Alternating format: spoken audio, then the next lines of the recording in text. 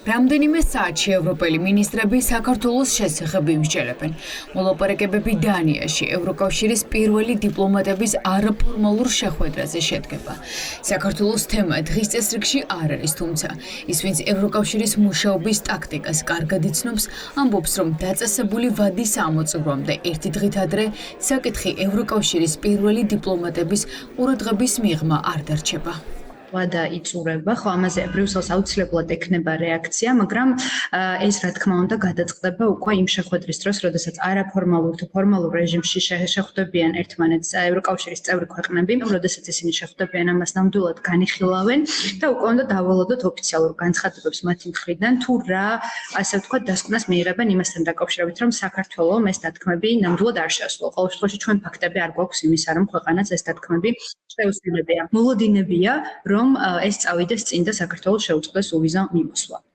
ზუსტად იმის საფუძველზე, რომ დიდმა ქვეყნებმა ამაზე არაერთხელ გააკეთეს ბევრი განცხადება. კვირას იწურება ევროკავშირის მიერ ქართული ოცნებისთვის დაწესებული ვადა. თუ ოცნებას უნდა, რომ საქართველოს უვიზო რეჟიმი არ შეუჩერდეს, უნდა გაათავისუფლოს სინდისის პატიმრები ციხეებიდან და გააუქმოს რეპრესიული კანონები. სავიზო რეჟიმის შეჩერებაზე ხოლ გადაწყვეტილება არ იქნება მიღებული. ეს საკითხი საბოლოოდ სავარაუდოდ 5 ოქტომბრის შეხვედრაზე გადაწყდება. და საქართველოს უამრავი ასე ვთქვათ, საერთაშორისო დისკუსიის მენიუდან არის აბსოლუტურად ამოღებული.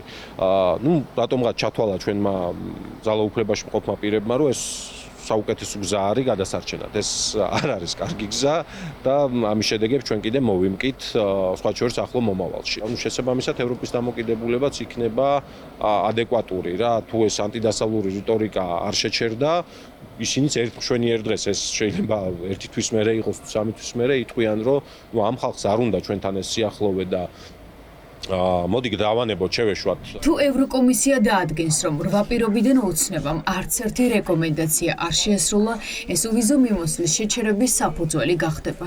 იმის გამო, რომ დღეს ციხეში ისევ არიან პოლიტიკური პატიმრები, იმის გამო, რომ რეპრესიული კანონები ისევ მოქმედებს და რეპრესიები გრძელდება. ბრიუსელმა შესაძლოა სავიზო ლიბერალიზაცია საქართველოსთან 9 თვით შეაჩეროს. პასუხისმგებლობა კი სრულად ივანიშვილის პარტიას დაეკისრება.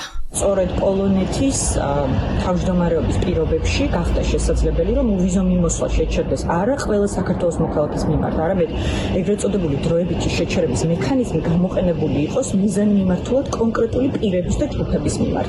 ივანიშვილი, მისი გარემოცვა, მისი პროპაგანდისტები, მისი კორუმპირებული ელიტა, მოსამართლეები, მოძალადეები ამ მიზნით შევხვდით, მათ შორის პოლონეთის საგარეო საქმეთა მინისტრ რადისლავ სიკორსკის. საქართველოს როგორც შობილია იქნება გარკვეული განხილვის საკითხი და რა თქმა უნდა ჩვენ უნდა მოვალოდეთ ძალიან კაფიო და ძალიან მკაცრ შეფასებას იმ პოლიტიკასთან მიმართებით, რასაც ატარებს საქართველოს ავტორიტარული რეჟიმი და რასაც სამწუხაროდ ძალიან მანე შეიძლება შეეწიროს უვიზო მიმოსვლის რეჟიმი, რასაც უკვე შეეწირა ჩვენი მეტი ევროპული ინტეგრაციის პერსპექტივა.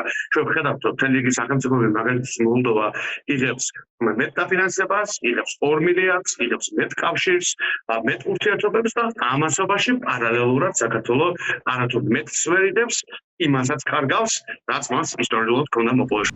უვიზო რეჟიმის შესაჩერებლად 27-დან მხოლოდ 15 ქვეყნის თანხმობაა საჭირო, რაც უკვე არსებობს. და იმ დროს, როდესაც ქართველი ხალხისთვის ევროპის კარი იხურება, ოცნება ცეცხლზე ნავთს ესხავს და ევროპულ პარტნიორებთან სრულ კონფრონტაციაში შედის. არ არის ვიზის შეჩერების თემა, თავისუფალი მიმოსვლის შეჩერების თემა, ეს არის წამოწეული, იმიტომ რომ ხალხი საზოგადოება გააბრაზდეს, გამოვიდეს ქუჩაში, სისხლი დაღვაროს და ხელისუფლებაში მოიყვანოს მარიონეტული ხელისუფლება და ამას ყველაფერს ევრობიუროკრატია უდგას სათავეში. ეს უსამართლო მიდგომა ყველა პუნქტთან დაკავშირებით ჩვენ გვაქვს არგუმენტირებული პასუხი, უნდა განვიხილოთ მხოლოდ ერთი რაკურსით. რამდენად საქართველოსთვის რომელი თემა არის პრიორიტეტული? გადარჩენის თემა, თუ ევრობიუროკრატიისათვის ხარის მოდრეკვის და ცალფეხზე დადგომის თემა. რეფორმას აერჩევს ბრიუსელის საპასუხო ზომებისთვის ეს სავარაუდოდ უახლოეს კვირებში გახდება ცნობილი. მოლაპარაკების მაგიდაზე უვიზო მიმოსვლის შეჩერებასთან ერთად ივანიშვილის ავტორიტარული რეჟიმის წინააღმდეგ ტარგეტირებული სანქციების დაწესებაც განიხილება. მათთვის, ვინც დემოკრატიას ძირი გამოუთხარა და რუსაველის გამზირზე ხალხს სისხლიანი ნოემბერი მოუწყო.